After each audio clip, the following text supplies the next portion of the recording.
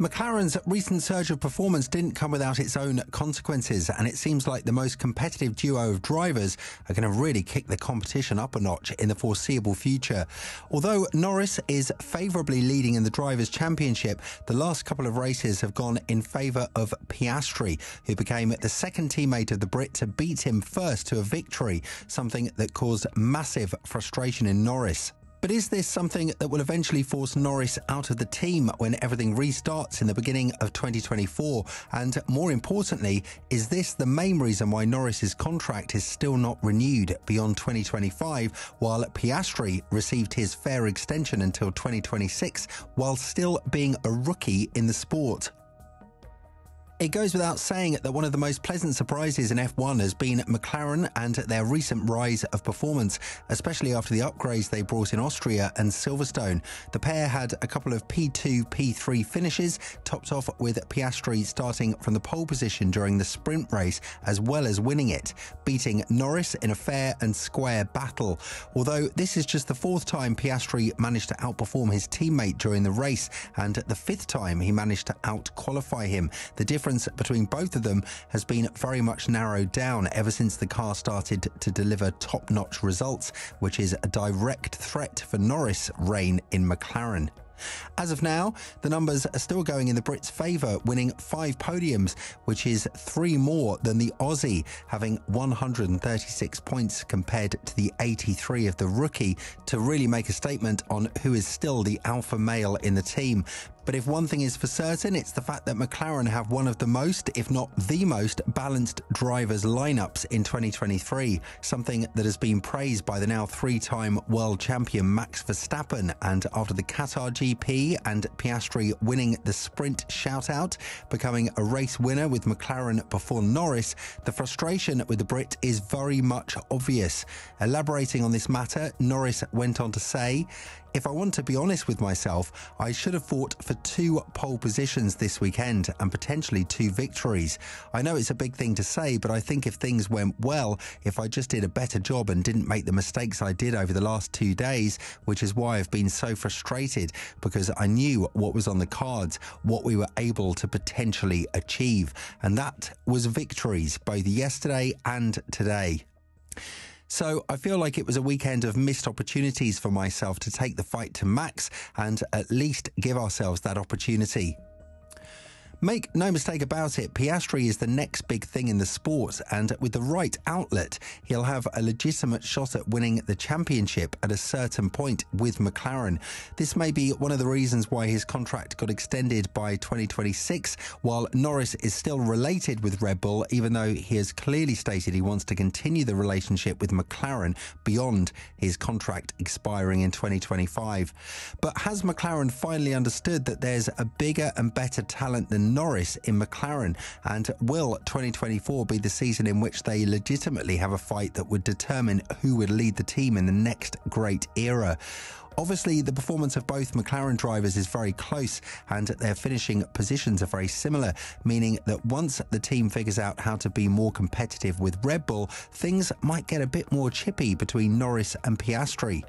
After all, McLaren had to give Norris team orders in order to prevent a fight from happening in Qatar, and although the Brit did disobey them at first, he was instructed to follow them, as it usually is the other way round when the team orders happen in McLaren.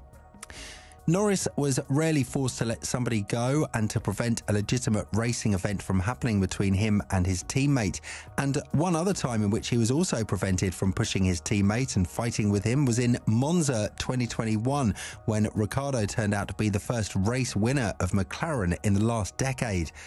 McLaren have also spoken about the team orders situation that happened between Norris and Piastri in Qatar, saying that it was the most natural thing for Norris to question and challenge the call, because that's what competitive drivers do the best. When Norris had the opportunity to attack Piastri, his racing engineer said on the radio, "We're going to hold position, bring it home." To this, Norris replied with a very questionable note, "Why do you want me to do that? We have a clear gap. I'm clearly a lot quicker." But for Andrea Stella, the team principal of McLaren, there's a code of conduct between the driver and the pit wall about being honest if there's unease about any instruction. Elaborating on this, Stella went on to say, "When we give drivers an instruction, we tell them to challenge us because we want to make sure we understand their point of view. So challenge us, tell us exactly what you think. We will reassess the situation and come back to you. But once we come back to you, just respect it." And this is exactly what happened, and that's what you heard. We ask drivers to challenge us. Quite interestingly, even Piastri himself questioned the team orders and McLaren intervening in such a way. And elaborating on this, the Aussie said, "I was a little bit surprised. I would have accepted it either way. But obviously there were a lot of concerns about tyres and track limits and stuff. But I think getting second and third for the team was the most important thing." Now, it's evident that the competition between Norris and Piastri is only going to continue to rise, and even though Norris would want the Aussie to be just like his older compatriot and act like the second fiddle in the team, that is not going to happen. Piastri does hold the potential to be one of the best rookies in the sport ever since Hamilton stepped up for McLaren in 2007, and if you look what he does for a team that managed to turn their fortunes around in 2023, then one thing is evident: things are not going to end so well for one of the current McLaren drivers.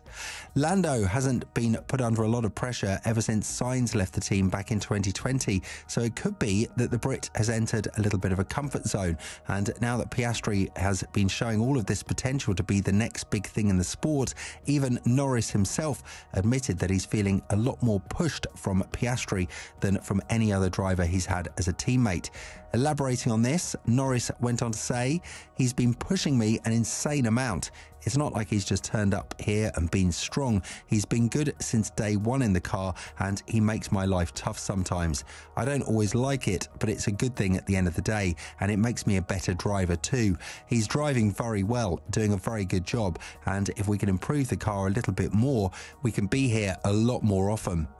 The current situation in McLaren has also been elaborated by Allard Kalf, who is a former racer and a Dutch TV analyst, who feels the status of star boy that has been long owned by Lando Norris, more precisely ever since he entered the sport from 2019 onwards, is now slowly but surely changing towards his younger teammate Piastri. Speaking about this, Allard went on to say, "Without shortchanging Lando Norris, I think he's going to have his hands full with Oscar Piastri. We are now going to see whether Norris is the wonder boy people say he is." Norris never really did anything after Ricciardo's Monza victory in 2021. When they were able to win the Italian GP, Ricciardo won and Norris came second. When they could win the sprint race here in Qatar, his teammate won. On Sunday, his teammate finished ahead of him. At crucial moments, he still gets passed by his teammate.